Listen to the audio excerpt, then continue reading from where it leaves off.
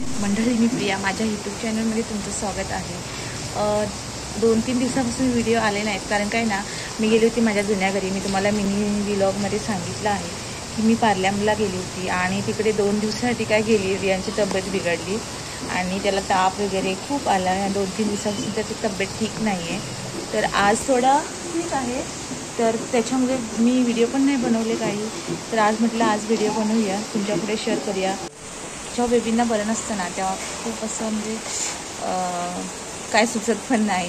आणि मग यांचे बाबा पण आज घरीच आहे कारण त्यांना बोलली की त्याची तब्येत पण ठीक नाही आहे। आणि कसं माहिती आहे, मी एकटीच असते ना घरात, तर मग तो कधीतरी ताप आला तो उलट्या वगैरे करतो। मला खूप भीती वाटते आणि काय करू ते सुचत नाही। त्याच्यामुळे म्हटलं आजच्या दिवस तुम्ही घरीच थांबा। तर असे घरीच आहेत आणि मग आता जेवण पण करायचं आहे। मग कारल्याची भाजी, चपाती आणि भटळ करून घेते, साधं जेवण करते।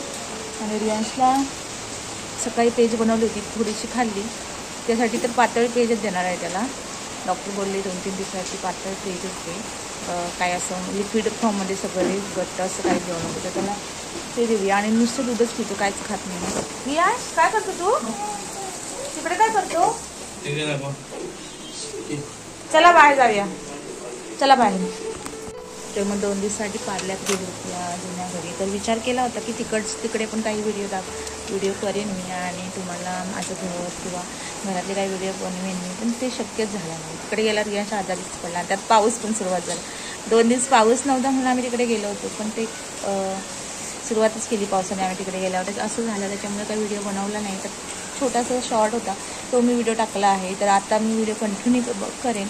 चला तर आता पटापट सगळं जेवण वगैरे करून घेऊया।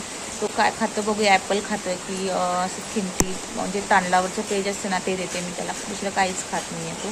चला तर व्हिडिओ कंटिन्यू करा ना। काय काय पाणी नको तुला, पाणी नको, पाणी नको, ॲपल शेक बनवू। पण तो खाणार आहे का आता?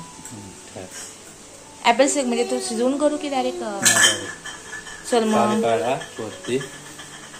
डायरेक्ट टाकू, साखर टाकू।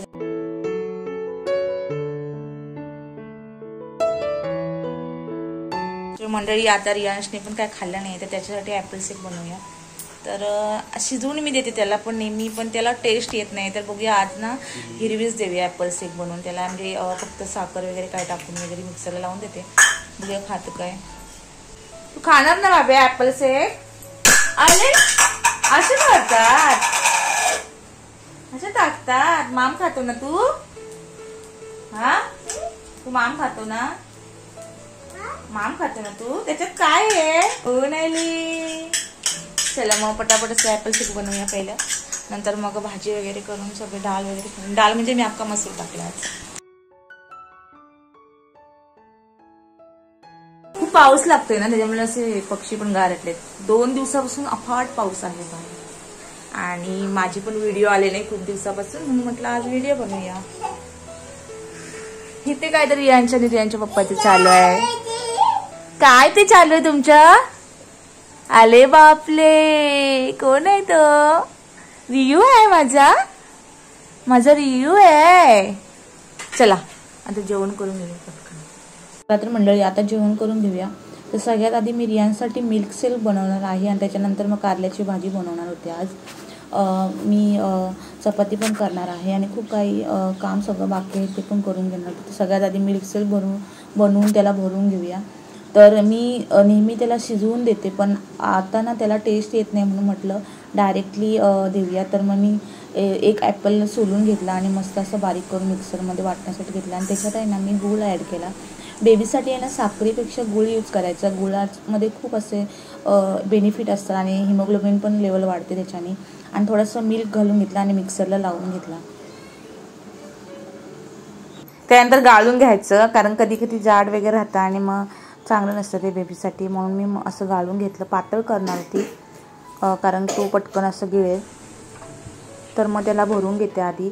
तो खातच नव्हता, पण कसं बसं त्याला TV वगैरे दाखवून वगैरे भरून घेतलं, कारण अजिबातच त्याने सकाळपासून काय खाल्लं नव्हतं आणि खूप नखरे करतो म्हणजे, आणि त्याला टेस्ट पण नाही लागत आहे। खूप ताप आला आणि टेस्ट त्याची निघून गेल्याच।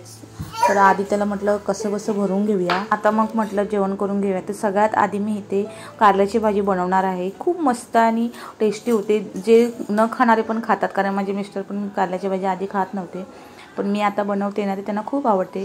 सगळ्यात आधी कारली बारीक बारीक कट करून घ्यायची आणि कांदा कट करून घ्यायचा, 2 मिरच्या कट करून घ्यायच्या, थोडीशी लसूण घ्यायची आणि तेलामध्ये आहे ना मिरची, लसूण आणि कांदा वगैरे ना फ्राय करून घ्यायचा.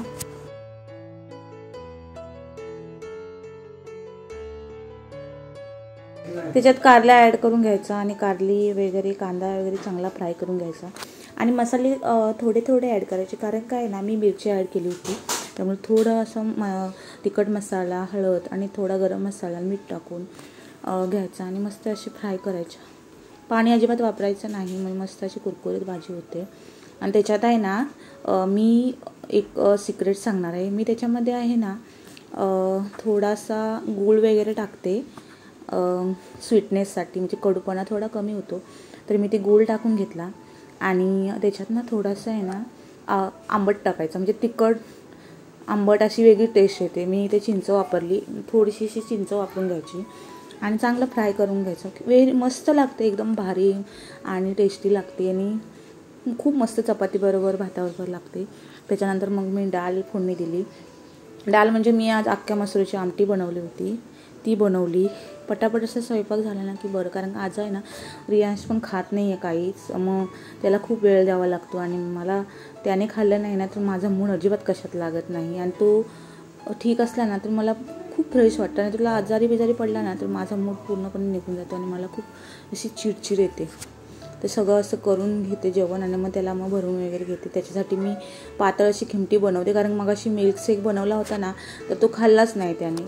तर आता काय करू म्हटलं तर मग खिमटीच बनवते. थोडंसं पेज वरती, आमच्याकडे गावठी तांदूळ आहेत ना त्याची पेज बनवते आणि वरचे असं पाणी वगैरे गाळून त्याला देते. म्हटलं तांदूळ पण साफ करायचे, तांदूळ पण साफ करून घेतले आणि चपातीसाठी पीठ पण मळून घेते, म्हणजे पटापट सगळं करता येईल.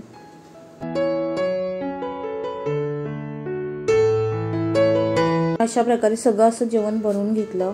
इकडे भाजी वगैरे पण शिजत होती, डाळ पण शिजत होती आणि भाजी पण खूप मस्त झाली होती.